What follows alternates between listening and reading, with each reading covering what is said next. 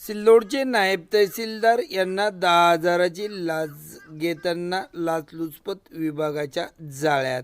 सिल्लोड शहर पोलीस ठाण्यात गुन्हा दाखल करण्याची कारवाई झाली सुरू. आज सोमवार 6 एप्रिल रोजी दुपारी 2 वाजता माध्यमांना माहिती देण्यात आली की सिल्लोड शहरातील तहसील कार्यालय येथे नायब तहसीलदार यांना 10,000ची लाच घेताना लाचलुचपत विभागाच्या वतीने पकडण्यात आले असून त्यांच्या एका पंटरलाही या प्रकरणी अटक करण्यात आली आहे.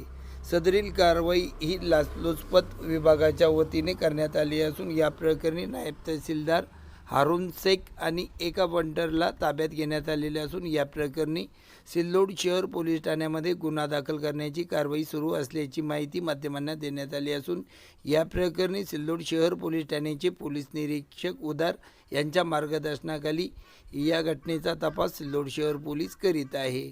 सदरील वाळूचे ट्रॅक्टर सोडण्यासाठी 20,000ची लाच मागितली होती. या प्रकरणी 10,000 रुपये पंटरच्या साह्याने स्वीकारले असून या प्रकरणी लाचलुचपत विभागाच्या वतीने सदरील नायब तहसीलदार आणि एका पंटरला अटक करण्यात आल्याची प्राथमिक माहिती माध्यमांना आज रोजी देण्यात आली आहे.